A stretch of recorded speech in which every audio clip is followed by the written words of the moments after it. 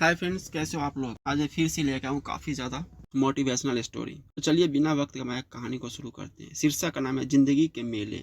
आलीशान होटल में एक गोल मेज के गिर्द लगी 4 कुर्सियों पर ये चारों बैठे हुए थे। उनमें से पहला शहर का बड़ा और रसूखदार बिजनेसमैन था, तो दूसरा पूरे शहर पर राज करने वाले डीएम का पिता था। तीसरा राज्य सरकार में मंत्री था और चौथा इनकम टैक्स कमिश्नर था। अपनी ऊंची हैसियत के अलावा वो चारों आपस में बड़े गहरे मित्र भी थे। कुछ एक जाम गले के नीचे उतरने के बाद पहला अचानक भावुक हो उठा।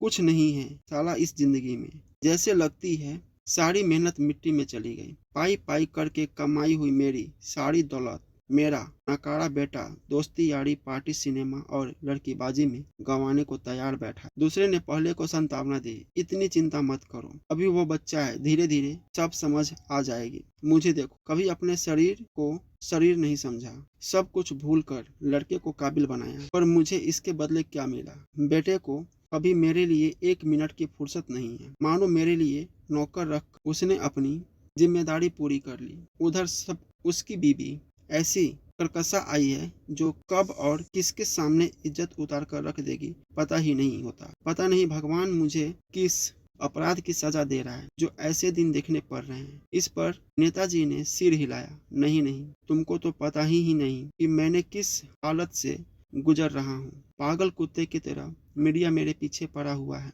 आजकल तो लल्लू पंजू भी जर्नलिस्ट बनकर मुझे धमकाने चले आ रहे हैं। मैं कभी इसके मुंह में नोट ठूस रहा हूँ तो कभी उसको चुप करा रहा हूँ। समझ में ही नहीं आता कि कैसे इस जंजाल से बाहर निकलूंगा। अब तक तो कमिश्नर की आंखों से आंसू बहने लगे थे। जब तक ऑफिस में बैठा होता हूँ पूरा शहर मेरे सामने आंख ऊपर उठाने से डरता है।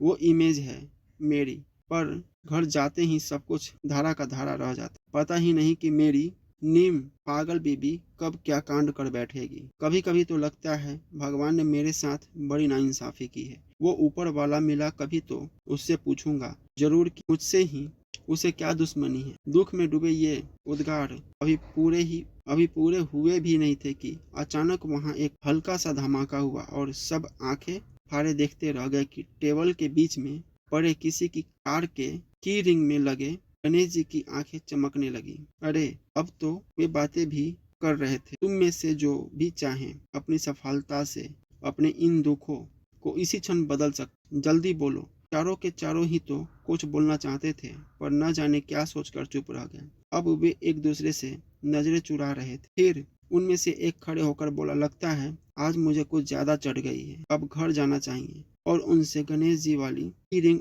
उठाकर जेब में रख ली। तो फ्रेंड्स, कैसा लगा स्टोरी प्लीज कमेंट करके बताइए और हमारे चैनल को सब्सक्राइब जरूर कर दीजिएगा। मिलते हैं अगले स्टोरी में।